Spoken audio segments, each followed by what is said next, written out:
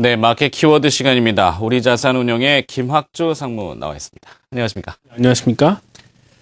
스페인이 2013년도 긴축 예산안을 내놨습니다. 중국도 곧 부양책을 출시할 거라는 루머도 돌았고요. 이제 다시 안도 랠리를 좀 기대해봐도 되지 않겠습니까? 예, 근데 뭐 사실 주가의 상승 탄력은 상당히 떨어질 것 같아요. 이미 그 주가가 싸지도 않고요. 스페인은 사실 그 별 대안이 없었습니다. 그러니까 그때 라우이 총리가 긴축에 대해서 난색을 표하니까 국제적인 투자자들이 스페인에서 돈을 뺐거든요. 그러니까 이러한 그 뱅크런 상태를 아마 견딜 수가 없었을 겁니다. 그래서 일단은 이제 뭐 하는 척이라도 해야 되는 거죠. 근데 나중에는 이제 스페인이 딴소리 할 가능성이 있죠. 너무 하다 보니까 너무 고통스럽더라. 나 못하겠다. 이렇게 했을 때 과연 독일이 스페인에서 돈을 다시 뺄 수 있는지, 그건 아닐 것이다. 라고 생각하는 거죠. 어쨌든, 이 FRB나 뭐 ECB나 결국 계속, 돈을 풀어서 부실국채를 사는 거는 계속 될 거라고 보는 거죠. FRB가 지금 현재 미국 그 국채 발행액의 27%를 갖고 있는 걸로 제가 알고 있거든요. 더 살 거예요. 그리고 ECB도 따라서 할 거예요.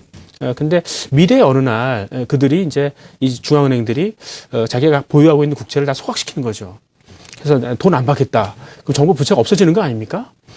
결국은 지금 하는 일들이 중앙정부가 돈을 찍어서 결국 푼 셈이 되는 거예요. 예, 그렇게 되면 이제 이 정부는 이제 이 부채가 없어지겠지만 앞으로도 이제 그렇게 하겠지만 돈은 찍을 수 있지만 결국은 풀지를 못할 것이다. 그래서 결국은 이제 이 인플레 문제 때문에 그렇게 되니까 그게 이제 문제가 되는 거 아니겠습니까? 중국 같은 경우에는 그 어제 부양책이 이 증시 부양책이었었어요. 네. 그러니까 이 거래세라든가 수수료 인하였다는 거죠. 그리고 그것도 루머입니다. 중국의 경기 부양은 사실 지방정부하고 이 발전개혁위원회에서 하는 거거든요. 그러니까 NDRC라고 그러죠. 근데 이 지방정부는 사실 그 말을 잘 들어보면 17조 위안을 투자하겠다고 그랬는데 그거 거짓말이에요. 그러니까 이런 투자안이 있는데 금융기관들 너희가 좋은 마음에 해봐라 하는 그 투자 권유에 불과하거든요. 그러니까 이거는 믿으면 안 되는 거고요. 이 발전개혁위원회는 맞아요. 이건 5조 위안 투자하겠다고 그랬는데 할 거예요. 근데 그중에 40%는 지방정부가 펀딩을 해서 하는 거거든요. 근데 지방정부 돈 없습니다. 그래서 이 중앙정부의 그 예산에 의해서 제한적으로만 아마 투자가 될 거기 때문에 여러분들이 기대하는 그런 대대적인 투자는 없을 것이다. 이렇게 보는 거죠. 너무 기대를 같이 말아 주십사 하는 그런 부탁입니다. 네.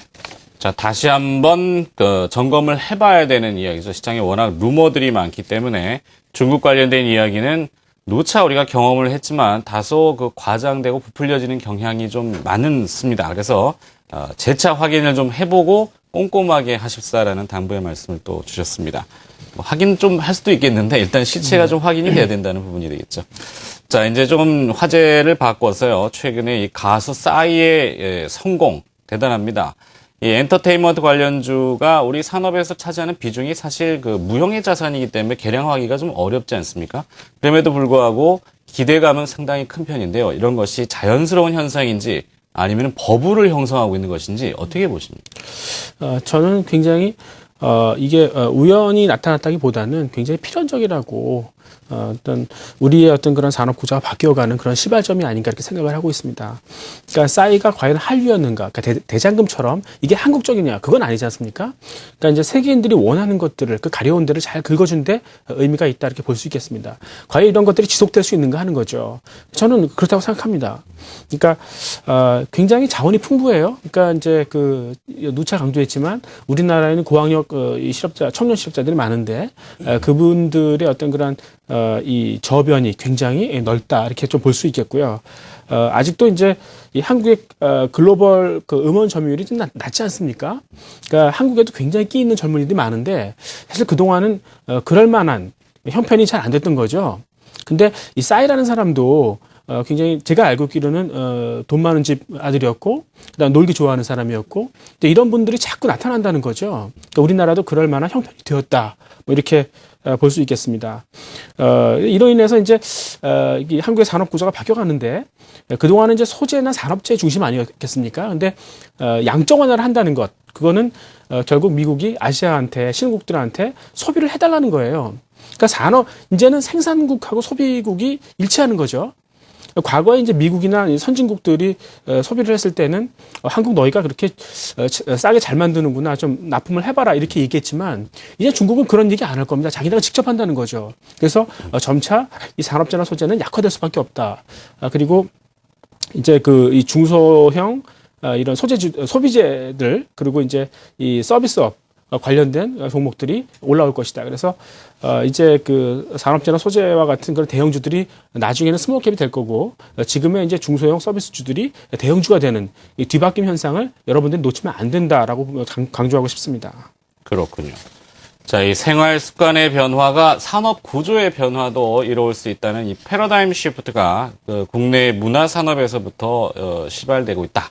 출발을 하고 있다. 이렇게 또 큰 그림을 한번 이야기해 주셨습니다.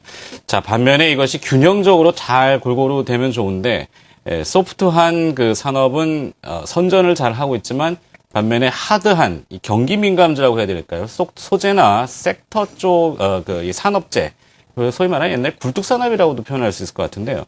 이것이 고전을 면치 못하고 있습니다. 미국 같은 경우도 다우존스 운송지수가 약세를 계속 심화하고 있다고 하는데 이거 어떤 의미를 지니고 있습니까? 글쎄요, 지금 다우 운송지수가 작년 11월인가 그때부터 계속 안 좋았었는데 최근에 더 안 좋아지더라고요. 그러니까 운송지수는 재고가 별로 없지 않습니까? 그래서 가장 경기에 민감하게 빠르게 반영을 하는 그런 지수인데 그만큼 안 좋은 거죠. 사실 유가가 떨어지면 이 좋아야 되는 거 아닙니까? 그럼에도 불구하고 떨어진다는 거는 그만큼 경기가 불투명하다 이런 걸 반증하는 거죠. 그래서 최근에 이제 미국이 생각구 열도를 미일 안보 조약에 포함시킨다 이렇게 얘기 나오는 거 보면 미국과 중국의 이 경제 공조가 잘 안 되는구나 이렇게 또 해석해 볼 수가 있겠습니다.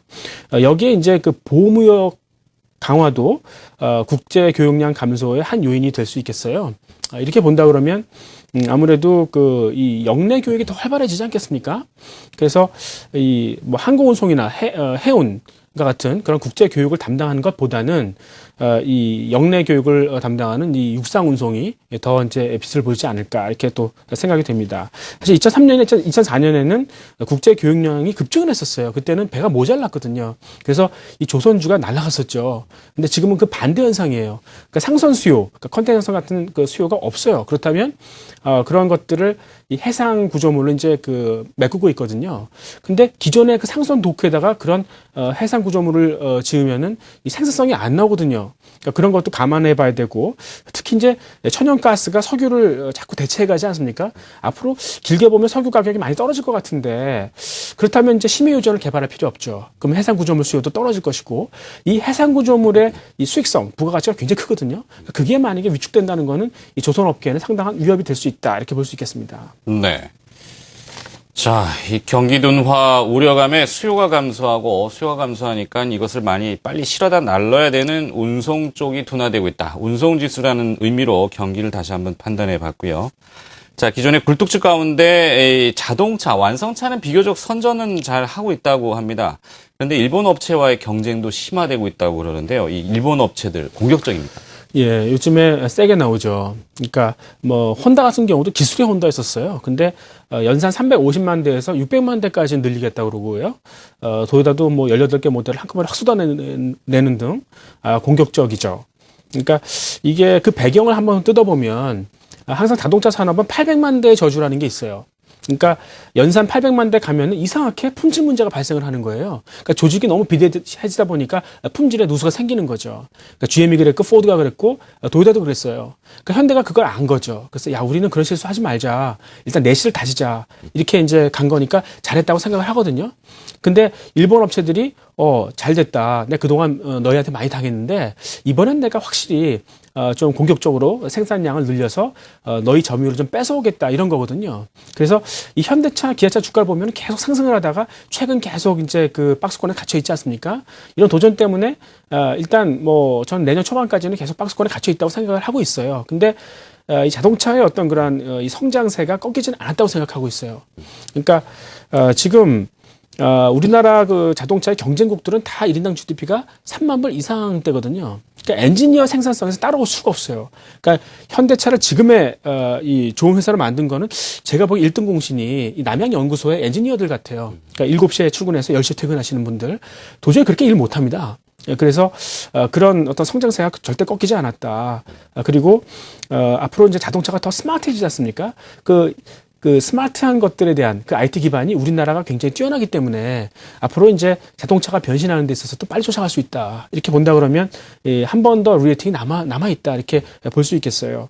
그래서 관건은 이제 그 내실을 다지는 것 때문에 지금 약간 성장을 막고 있는데 그거를 언제 딱 마무리하고 다시 성장 쪽으로 이제 옮기는지 아마 내년에 현대차 기아차도 생산 시설을 다시 늘려야 될 거예요. 분명히 그렇게 나올 거고 그때 다시 한번 주가는 올라가지 않을까 생각하고 있습니다. 그렇군요. 자, 우리의 기술력을 바탕으로 진화하고 진보하는 그 내공이 있다. 이렇게 아직은 내공이 남아 있다. 이렇게 좀 정리하면 되겠군요. 완성차에 대한 이야기였고요. 자, 이 금융 용어 하나 또 지적해봐야 되겠습니다.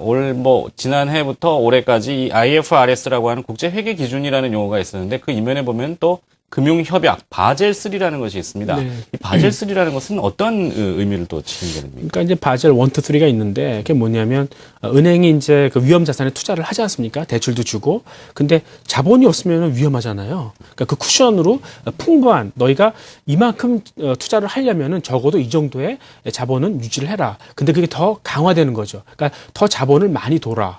만약에 자본을 못 키우겠으면 자산을 줄여라. 이런 거가 되는 거죠. 그러니까 딜레버리징을 해야 된다 하는 거죠. 근데 글로벌 투자자들이 이 일본 은행들을 좋아해요. 그러니까 일본 은행들은 이미 예대율이 되게 낮거든요. 그러니까 자산을 줄일 만큼 다 줄여놨어요. 그러니까 바젤3가 들어와도 더 줄일 자산이 없다는 거죠.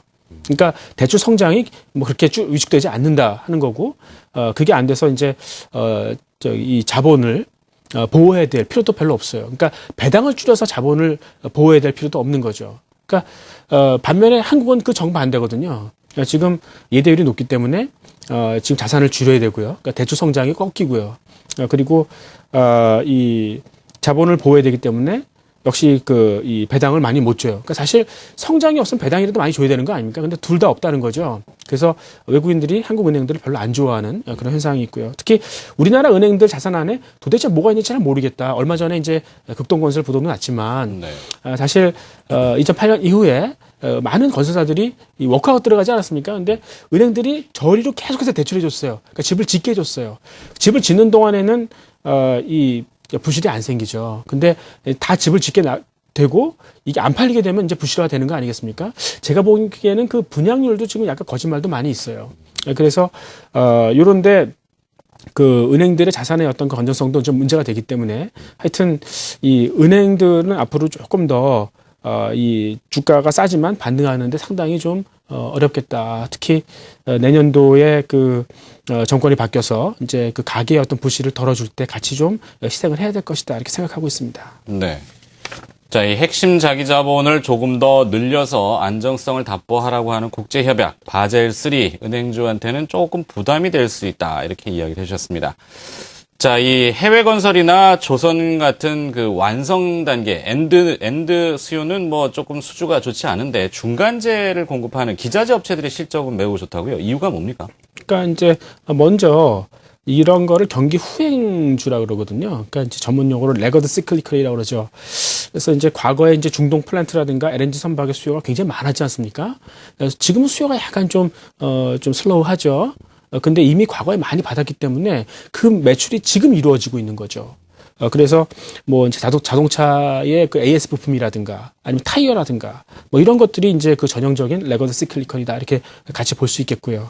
두 번째 요인은 셰일가스 개발의 수혜주예요. 그러니까 이제 과거에는 이제 화학이나 정유 그다음에 발전 플랜트가 이제 주요 전방 산업이었었거든요. 근데 지금은 이제 쉘 가스가 나오지 않습니까? 그거를 저장하거나 운송해야 할 때 파이프가 필요하잖아요. 그 관이 음새거든요. 그러니까 그런 수요가 이제 새로운 굉장히 커다란 수요가 하나 더 생겼다는 거가 있을 수 있겠고, 세 번째로는 그 경쟁이 덜해요. 지금 이 발주자들이 좀 나 비용을 깎고 싶다. 그래서 뭐 중동이나 인도 거를 쓴다. 그러면은 그 플랜트가 폭발할지도 몰라요. 새니까요. 그래서 함부로 그렇게 못합니다. 그래서 반면에 이제 이 선진국들 업체는 다 도망갔어요. 이유는 이 산업이 굉장히 열악한 작업 환경이 있거든요. 그리고 이 환경 오염물질 배출 때문에 그분들은 미리 도망을 간 거죠. 그래서 우리나라만이 지금 굉장히 강자로 남아 있기 때문에 이 플랜트 기자재 업체들 같은 경우에는 나름대로 한국이 경쟁력을 갖고 있다, 이렇게 좀 해석할 수 있겠습니다. 그렇군요. 자, 돈 되는 건 다 아는 이 헝그리 정신이 또 조금 우습지만 뭐 그런 데서 또 발휘가 되는군요. 어쨌거나 대단한 민족이고 대단한 국가입니다. 자, 오늘 마켓 키워드를 통해서 여러 가지 이슈 뽑아봤고요. 빠르게 훑어왔지만 여러 가지 또 다뤄봤습니다. 자, 오늘 또 도움 말씀 주신 분은 우리자산운용의 김학주 상무였습니다. 고맙습니다. 네.